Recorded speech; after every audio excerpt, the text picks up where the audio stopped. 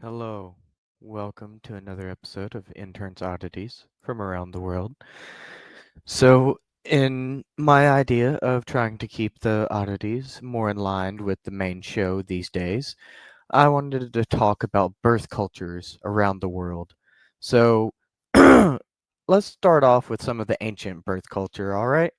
So, ancient Egypt, obviously. That's a good place to start as any, right? So, one thing they did in ancient Egypt is the birthdays were less about you getting older, and they weren't celebrated by normal average people like you or me, you know?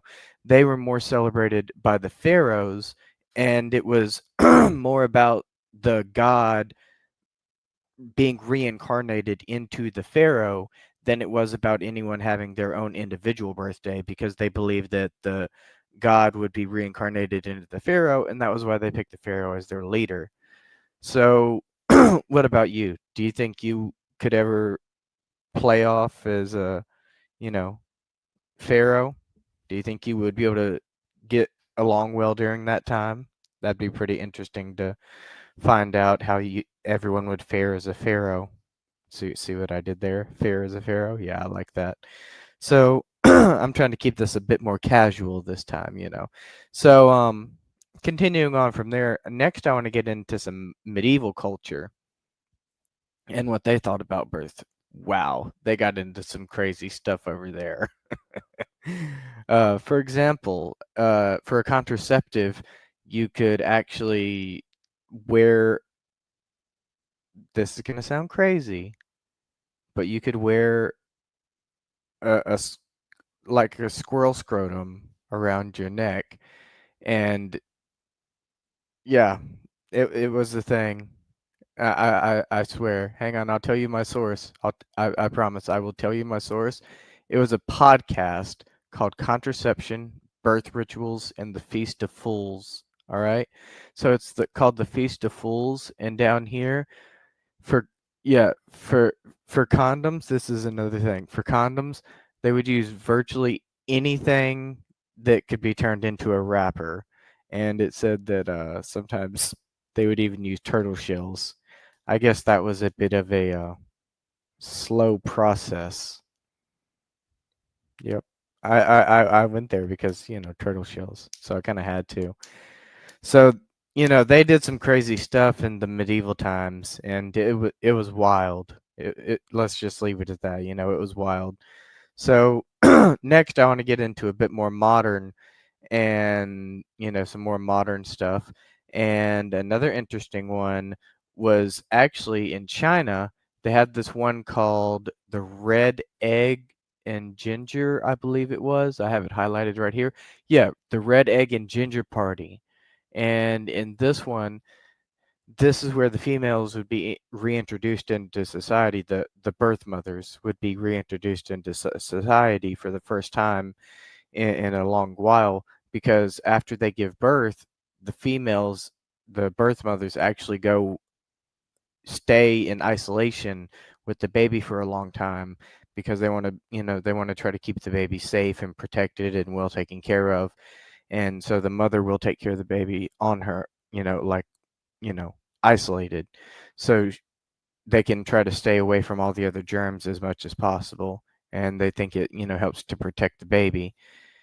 And the red eggs is let me see, here it is. Yeah, the red eggs symbolize fertility and the renewal for life, because red is seen as prosperous in Chinese culture, which is why oftentimes they'll use red for their wedding dress rather than white like we do here in America.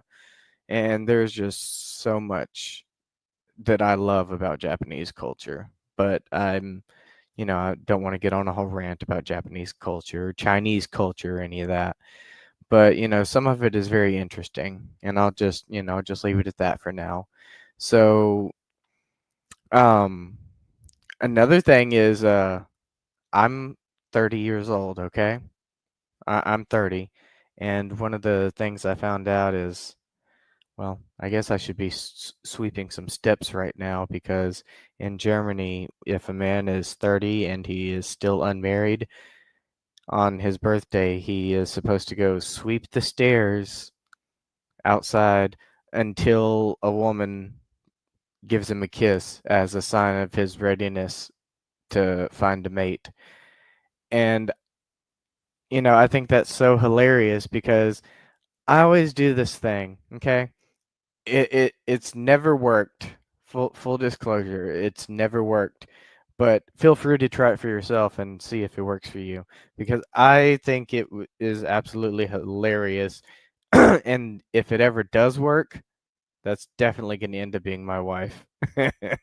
So what I want to do is here's my idea. So you just take a broom, right? You just start sweeping near someone's feet, okay? Like someone you got a crush on or you're attracted to, right? You start sweeping near their feet, and when they ask and they're like, "What are you doing?" You're like, "What? I'm just trying to sweep you off your feet. Is it working?" And if they fall for something that lame, then you gotta put a ring on that because you ain't gonna find nobody that's more willing to accept you than that. And you gotta propose with a ring pop, of course. So that way they love you for who you really are. But that's a little sidetrack, and got a little sidetrack there. But that's the fun of doing it a little more freely. Less fat, like still fact based. All this is true information, is according to my sources, but less just stating the facts and more like a conversation. I'm trying to be a little better about that. So I also have some websites pulled up here and about how different people celebrated their birthdays in different cultures and stuff. And right here in Japanese, in Japan, another one that I thought was really interesting was how over here in America, the parents will typically cut the cake for the child. Well, if I understood this article correctly, it looks like in Japan, the children actually cut their own cake, which is interesting because the children do a lot more than you would expect over there. And the birthday song, you would think they might have it in Japanese, but no, they just sing it in English because there is no Japanese equivalent of the birthday song. And over here, we would, smash the kid's face into the cake on their first birthday. But in Japan, they actually have children carry or step on a rice cake, which is known as isho mochi. It weighs 4 pounds and is the child's introduction to the tradition of birthday celebrations.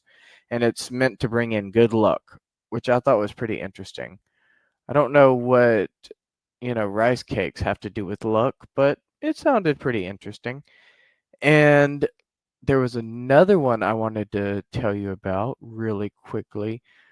Oh, yeah, that's a good one. So, going back to medieval contraceptives real quick, looking here in my notes, spermicides included animal dung, carrying the womb of a goat which has never given birth against your naked flesh. And remember when I said you could put squirrel testicles around your neck? I apologize. It was weasel testicles. So you had to catch a male weasel, castrate it, and then before releasing it back in, and then release it back into the wild and tie the testicles into a goose skin and carry it around your bosom. Like I said, they were crazy. But the one I was looking for was right around here. Well, dang it. I'm just going to be honest. I can't find it in my notes, so I'm just going to try to tell you from memory. So I apologize if I butcher the story. But there was this story about this blacksmith, right? And he was just working one day, all right, working on his little horseshoes. And this is the story of like why horseshoes are considered lucky. I don't remember what this has to do with birthdays, but I read this somewhere recently and I thought it was really interesting. So I'm going to tell you the story because I want to tell you the story and I think it's really cool. But I apologize that I couldn't find it in my notes. But his name was Dunstan, okay? There's this blacksmith named Dunstan and he was working on his horseshoes one day. And then this dude walks into a shop and dude is like, "Hey, I need some horseshoes." And then all of a sudden, Dunstan ignores him at first. And then he's like, "Hey, are you listening to me, Sonny?" And all of a sudden, this man has horseshoes all over him, and it turns out the man was the devil. It was Satan. So yeah, I don't really know what that was about, but apparently that's why horseshoes are considered lucky. So there you go. You're welcome. I wanted to talk about that. I thought it was interesting, so I told you about it.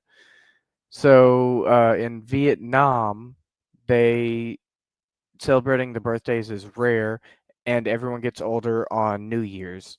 And that's another thing I wanted to go back and talk about with like Chinese birthdays is they actually start at age 1 on the day they're born. They don't start at age 0 like we do. They start at age 1, and they add 1 year every year onto that. Every Chinese New Year, they add another year onto their birthday. They don't have like a particular day that they celebrate. It's just Chinese New Year's is when they celebrate their birthday. But from what I read, they said that that is actually getting more rare, and a lot more commonly they're getting more integrated with Western culture these days, and they're actually able to, not a lot of them don't do that anymore. Some of them do, but many don't do that anymore. And there was some other good stuff in here too. Everyone knows about, Mexico and the quinceañera for the 15-year-olds.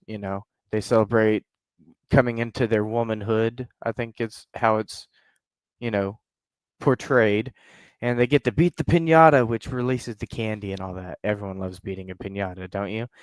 So another one that I wanted to talk about was right here in South Korea. It says that they eat seaweed soup to honor mothers and promote good health. And I'm like, I don't know about me. I don't think I would eat the seaweed soup. I'm like, you know what? I'm good with my average health. I don't really need good health. I'm good with my average health, so I think I'll pass on the seaweed soup. So what do let us know in the chat, what do you think? Do you think you could eat some seaweed soup? Sound too bad for you? What do you think? And so, there's just so much going on here. There's a lot of stuff going on with the birthdays and all that. Here it is. Yeah, it was Germany sweeping the steps at age 30. Oh, this was a good one. So in Jamaica, okay, so I forgot about that one, but that's a good one too. So in Jamaica, they actually, for your birthday in Jamaica, they will um throw flour on you. Yeah, I'm like, I don't know how else to word this, so I'm just gonna go ahead and say it. They throw flour on you, and sometimes your friends will even like throw water on you before they throw the flour on you, just to make sure it sticks. It's a very messy situation, and I don't know why they do it, but it sounds pretty fun. I mean, for them, not for the person, getting the birthday, but for the people, tossing stuff on them. Sounds like it would be fun for them. And another one in Chinese culture that I wanted to talk about with the red eggs and ginger was the ginger. I told you about the red eggs earlier, I believe, but the ginger, I forgot to tell you about that. The ginger was meant to represent good health and long life, because ginger is supposed to be really healthy and really good for you and get rid of a lot of the bad stuff in your body. So that's what they believe. I don't really know, but I have heard that ginger is very good for you, but I'm not a medical professional or a foodie or whatever. So I can't really verify the authenticity of that myself, but it sounded pretty cool. And so during that ceremony, they actually eat noodles, right? I think it was ramen. Let me look right here at my notes real quick. If it tells me what kind of noodles exactly. Uh, They call them longevity noodles, but it doesn't say exactly what kind of noodles they are. So I guess any kind of noodles will do. But they call them longevity noodles, and they have to eat the noodles. And the goal is they need to try to slurp the soup and the noodle without breaking it, because it's bad luck to break the noodle, because if you break the noodle, that symbolizes your life being cut short. If you break one of the noodles, then it's like breaking your heart. It breaks your heart when you break those noodles. But yeah, they say that you need to try to eat the noodles whole, because if they get broken, that would symbolize life being cut short. So, we're going to keep it short today, and I think that's a good bit of information. So, let us know in the comments which one was your favorite out of all this. And do you have any other, cultural birth celebrations that you would like to tell us about? Let us know, and we would love to hear about them. Thank you for coming to hang out with us. We hope to see you next time, and as always, stay on campus.